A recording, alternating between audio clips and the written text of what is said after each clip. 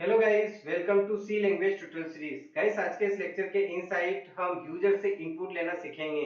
इसके लिए हम स्कैनफ और प्रिंटफ फंक्शन का यूज करेंगे। तो गाइस, इस लेक्चर को आप लास्ट मिनट तक वॉच करें क्योंकि ये लेक्चर आपके लिए बहुत ज्यादा यूजफुल होने वाला है। तो चलिए शुरू करते हैं।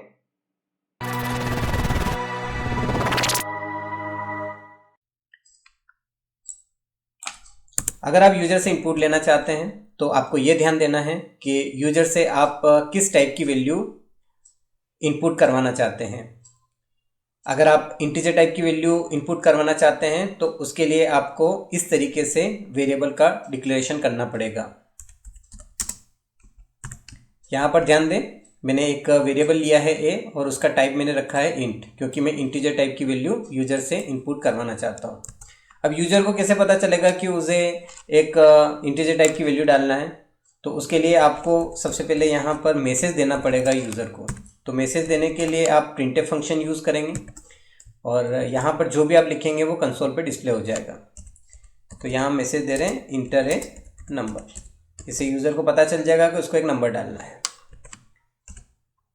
अब जो भी नंबर वो डालेगा उसे हमें रीड करना है।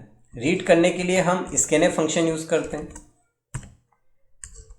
अब ध्यान दें, यूज़र कौन सी टाइप की वैल्यू इनपुट करेगा? यूज़र इंटीजर टाइप की वैल्यू इनपुट करेगा, तो इंटीजर के लिए हम %d यूज़ करते हैं। अब इसके बाद हमें कौन से वेरिएबल के इनसाइड उस वैल्यू को असाइन करवाना है, तो हमें ए नेम के वेरिएबल के इनसाइड उस वैल्यू को असाइन करवाना है। तो यहाँ पर हम एड्रेस ऑफ का साइन यूज़ करेंगे, उसके बाद यहाँ पर हम उस वेरिएबल का नेम लिख देंगे। तो इससे ये होगा कि स्कैनफ फंक्शन उस वैल्यू को रीड करेगा, रीड करके उसे इस वेरिएबल के इनसाइड असाइन कर देगा। अब वापस उस वैल्यू को हमें प्रिंट करवाना है, तो प्रिंट करवाने के लिए फिर हम प्रिंटफ फंक्शन यूज़ करेंगे और यहाँ पर मैं लिख देता हूँ नंबर इज़, यानी कि जो लिखेंगे वो एज इट इज़ प्रिंट होगा। किस टाइप की वैल्यू है? इंटीजर टाइप की वैल्यू है, तो %d हम यहाँ पर लिखेंगे। उसके बाद यहाँ पर हमें कॉमा लगाना है और उसके बाद वेरिएबल का नेम लिखना है। तो सबसे पहले क्या प्रिंट होगा? Number is. उसके बाद जहाँ %d लिखा हुआ है वहाँ पर ए की वैल्यू प्रिंट हो जाएगी, यानी कि जो यूज़र डालेगा वो प्रिंट हो जाएगी। तो मैं अभी कंपाइल और रन करके आपको बताता हूँ और बेटर तरीके से आप समझ जाएंगे। तो आप देख सकते हैं यूज़र को मैसेज मिल रहा है कि इंटर ए नंबर। तो हम यहाँ पर 12 डाल देते हैं, इंटर करते हैं, तो आपको क्या आउटपुट मिला? Number is 12। आगे बढ़ते हैं और कैरेक्टर वैल्यू यूज़र से इनपुट करवाते हैं। अगर कैरेक्टर वैल्यू चाहते हैं तो आपको वेरिएबल का टाइप क्या रखना पड़ेगा? केर। तो यहाँ पर आप मैसेज देंगे इंटर ए कैरेक्टर। अब कैरेक्टर के लिए यहाँ पर हम %c यूज़ करते हैं और यहाँ पर हम लिख देते हैं कैरेक्टर इज़, और यहाँ पर भी हम %c यूज़ करेंगे क्योंकि कैरेक्टर के लिए %c यूज़ किया जाता है। अब मैं कंपाइल और रन करके आपको बताता हूँ। यहाँ पर बहुत आसान है।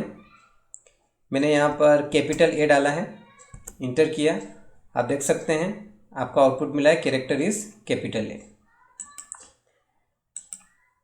अब मान लीजिए कि आप यहाँ पर स्ट्रिंग वैल्यू डलवाना चाहते हैं, जैसे कि कोई नेम डलवाना चाहते हैं, तो आपको यहाँ पर अरे बनाना पड़ेगा इस तरीके से। अब मैं यहाँ पर मैसेज दे देता हूँ इंटर ए नेम, इस तरीके से। और स्ट्रिंग के लिए आपको ध्यान देना है %s यूज़ किया जाता है। यहाँ पर वेरिएबल का नेम हमने चेंज कर दिया, तो मैं यहाँ पर नेम कर देता हूँ और यहाँ पर मैं लिख देता हूँ नेम इज़, और यहाँ पर %s हम कर देते हैं और यहाँ पर नेम का वेरिएबल जो है उसका नेम लिख देते हैं इस तरीके से। अब इसको कंपाइल और रन करके चेक करते हैं।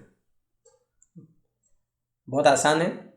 यहाँ पर अभी जो एरर आई है वो इसलिए आई है क्योंकि हमने यहाँ पर साइज़ नहीं दिया है, तो हमें यहाँ पर साइज़ देना पड़ेगा। तो हम यहाँ पर साइज़ दे देते हैं 12। फिर से इसे कंपाइल और रन करते हैं। और अब ये पूछ रहा है इंटर नेम, मैं लिख देता हूँ यहाँ पे यश, इंटर करता हूँ, क्या आउटपुट मिला है, नेम इज़ यश। इस तरीके से मान लीजिए कि आपको कोई फ्लोट वैल्यू डलवाना है, तो फिर आप यहाँ पर टाइप क्या रखेंगे, फ्लोट, और यहाँ पर वेरिएबल का नेम मैं एफ दे देता हूँ। यहाँ पर मैं लिख देता हूँ इंटर ए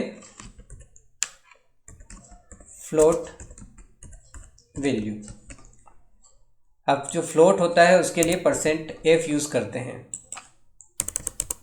ये फ्लेक्सिबिलिटी के लिए हम यूज़ कर रहे हैं, यानी कि अगर आप पॉइंट वाली वैल्यू यूज़र से इनपुट करवाना चाहते हैं तो हम यहाँ पर फ्लोट का यूज़ करते हैं, आपको ये ध्यान रखना है। यहाँ पर मैं %f कर देता हूँ और यहाँ लिख देता हूँ मैं वैल्यू इज़, और किसके इनसाइड वैल्यू आएगी, f के इनसाइड वैल्यू आएगी। बहुत आसान है, आप इसे कंपाइल और रन करके चेक करें, जैसे कि मैं चेक कर रहा हूँ। मैं यहाँ लिख देता हूँ 12.2, मैं इंटर कर रहा हूँ, आप देख सकते हैं आपको क्या आउटपुट मिला है, वैल्यू इज़ 12.2। इस तरीके से।